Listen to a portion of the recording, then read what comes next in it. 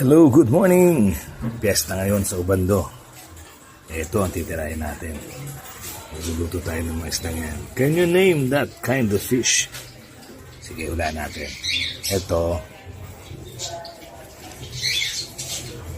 Tayo mula niyan.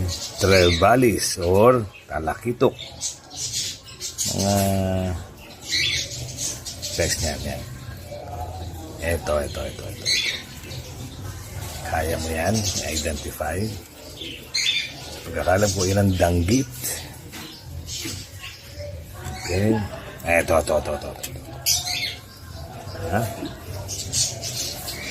Pag natuso ka niyan, pag yan ay buhay at natuso ka ng tibo niyan, lalagnatin ka. Yan ang kitang. Okay, ano pa? Hindi natin kilala dito.